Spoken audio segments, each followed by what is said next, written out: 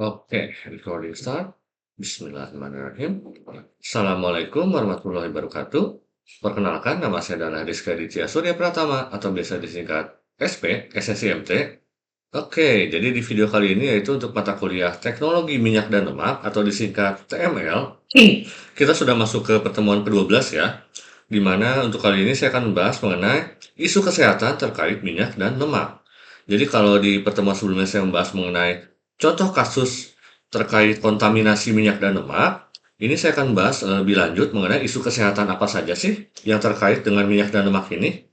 Itu kira-kira inti dari video kita kali ini. Next adalah saya akan berikan satu video singkat, yaitu berjudul Vegetable Oils Cause Cancer, Disease, Body Fat, and Inflammation, di mana sumbernya dari Dr. Sam Robbins YouTube channel. Seperti apa sih vegetable oils yang bisa menyebabkan berbagai macam penyakit ini? Mari kita lihat saja videonya ya. Hey everybody, it's Dr. Sam Robbins. Today's topic is very important, and it's about vegetable oils and how they can cause cancer, various diseases, increase in body fat, and also inflammation, which can lead to arthritis and other problems and other health ailments. And I'm going to get right to the point today. Basically, stop eating these vegetable and seed oils, such as soybean and canola oil, corn oil, cottonseed, sunflower, peanut oil, sesame oil, and even rice bran oil. Now, these polyunsaturated oils cause multiple health problems, diseases, an increase in body fat, diabetes, cancer, and also inflammation. Even though they aren't really vegetable oils or vegetables, these oils are commonly referred to as vegetable oils. And these oils contain very large amounts of a biologically active fats called omega-6 polyunsaturated fatty acids, which are harmful in excess. However, this does not apply to healthy plant oil such as olive oil or coconut oil, which are extremely good for you. And I'll name a few other oils at the end of today's video. Simply stated, these industrial seed oils, such as, again, corn, cottonseed, safflower, soybean oil, and sunflower oil, are not foods that we should look to increase in our diets. These are what I call fake man-made fats. Now, these oils were never a significant part or contributor to the human diet up until maybe the past 50 years, and this is because they're just cheap to make. Remember, these plants are not potent fat sources, especially corn. So to concentrate the oil and make it usable, it has to be exposed to high heat, which is not what you want, degummed, refined, bleached, deodorized, and just other nasty stuff to produce a cheap, clear oil with a long shelf life. Unfortunately, these oils are now devoid of the healthy polyphenols that would provide antioxidant protection for these easily oxidized polyunsaturated fats. Now, there are two types of fatty acids that are termed essential, basically because the body can't produce them on their own. These are omega-3 and omega-6 fatty acids. Now, it is absolutely essential for the human body to get these fatty acids from the diet, but it must get them in certain balances and ratios. While humans were evolving, for thousands of millions of years, our omega-6, omega-3 ratios were around 3-to-1 or even 2 or 1-to-2, almost in similar ratios to each other. Unfortunately, today, the ratio is as high as 20-to-1 on average with, omega-6 to omega-3 ratios, with even higher ratios towards the omega-6s with those who eat, processed and packaged foods, as well as those who eat out most of their meals. And these higher omega-6 fat ratio is known to cause type 2 diabetes, heart disease, inflammation, can lead to arthritis, depression, weight gain, and even cancer. Now, in addition to the omega-6 ratio problem, right, vegetable oils are also high in trans fats. Now, these fats are highly toxic and are also associated with an increased risk of, again, various diseases like heart disease, cancer, diabetes, and obesity. And these trans fats are found in the vegetable oils that you see on the shelves, which have a very long and unnatural shelf life. Now, they're also found in most baked goods because they're cheap and extend the shelf life of these packaged products. Also, these fats are bad for, heart disease or cholesterol levels.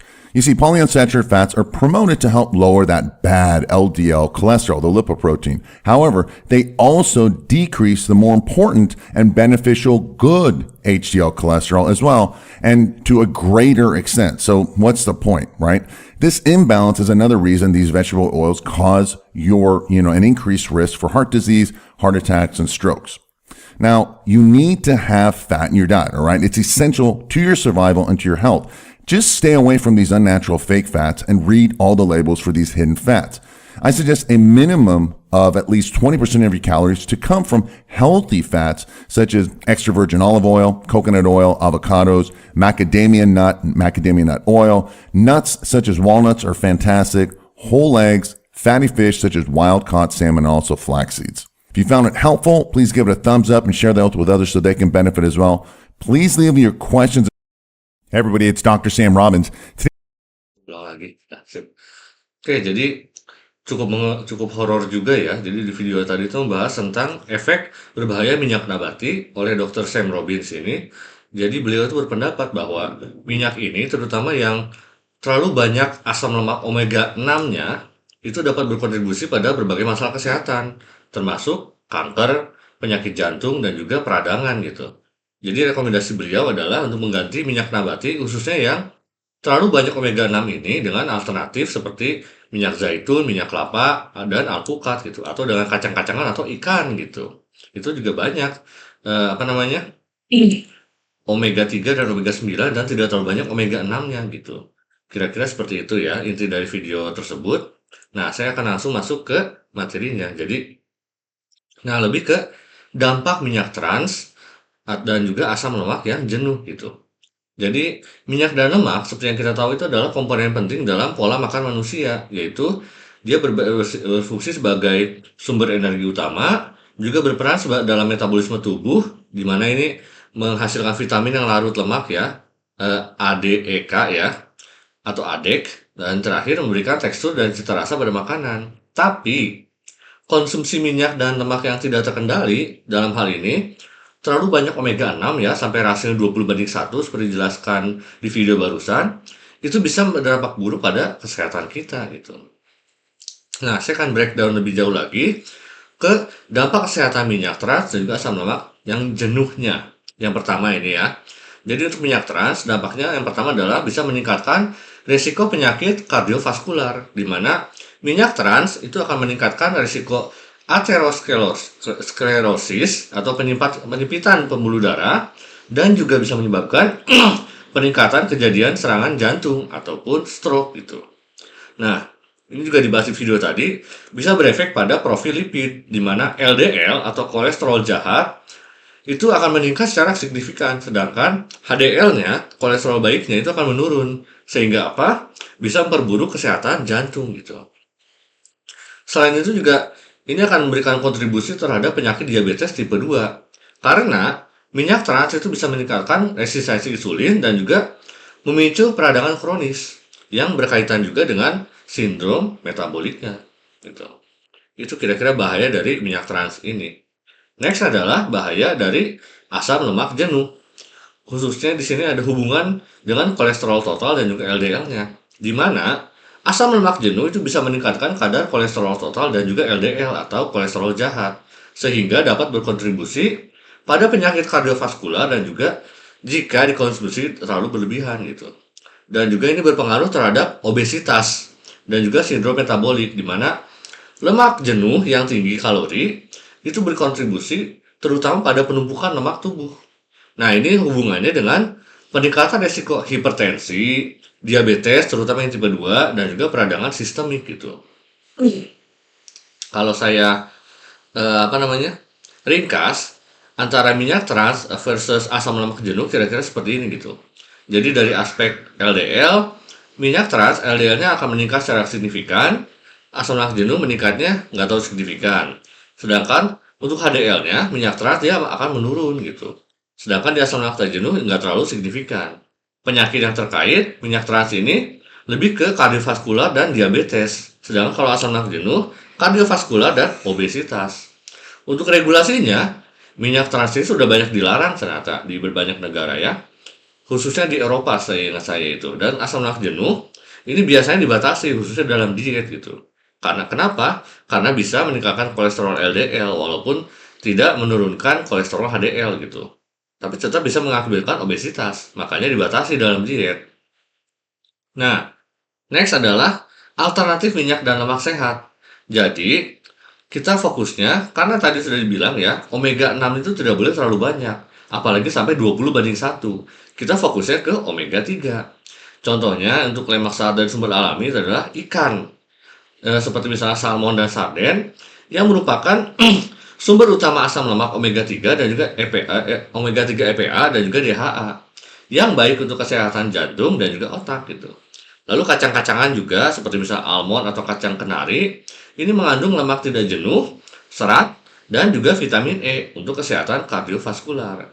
Jadi saran di video tadi untuk mengurangi minyak nabati bisa dialternatifnya itu bisa digantikan dengan ikan dan kacang-kacangan ini gitu. Lalu apakah ada teknologi untuk mengurangi minyak trans dan lemak jenuh? Ada. Jadi untuk mengurangi minyak trans atau trans fat ini biasanya menggunakan dua teknologi ini, yaitu yang pertama hidrogenasi lengkap. Jadi bukan hidrogenasi parsial seperti biasa, tapi untuk menghindari pembentukan minyak trans, jadi kita bisa menggunakan reaksi hidrogenasi penuh, full gitu. Sehingga bisa menghasilkan lemak jenuh yang stabil tanpa minyak trans gitu. Nah, bisa juga menggunakan teknologi interesterifikasi, di mana kita mencampurkan lemak dengan struktur tertentu supaya bisa menghasilkan lemak yang stabil tanpa minyak trans. Dua teknologi ini cukup efisien, tapi ya cukup costly juga, cukup mahal gitu. Nah, untuk yang pengganti lemak jenuh, kita juga bisa mengembangkan bahan untuk pengganti lemak jenuh ini. Misalnya diganti dengan lemak nabati dari jenuh. Kita bisa substitusi lemak jenuh ini dengan minyak nabati yang kaya omega. Tapi mesti dilihat juga omega apa dulu. Jangan sampai kebanyakan omega 6 seperti yang dijelaskan di video barusan gitu. Lalu protein nabati. Ini yang biasa digunakan sebagai pengganti lemak dalam produk yang rendah kalori. Dan juga yang terakhir sebagai untuk pengemulsi dan juga serat makanan gitu. Untuk apa? Untuk menambah tekstur dan juga rasa creamy pada creamy ya. Mohon maaf ini pakai yang bahasa Indonesia pada produk tanpa menggunakan lemak jenuh gitu. Itu kira-kira isu kesehatan terhadap minyak dan lemak dan bagaimana sih cara kita untuk mengatasinya, bukan mengatasi, teknologinya untuk menguranginya, memitigasinya minyak trans dan juga lemak jenuh ini. Kira-kira seperti itulah yang bisa saya jelaskan ya. Terima kasih banyak sudah menonton video ini sampai akhir. Jangan lupa klik like, subscribe, dan juga komen ya video saya ini. Wassalamualaikum warahmatullahi wabarakatuh.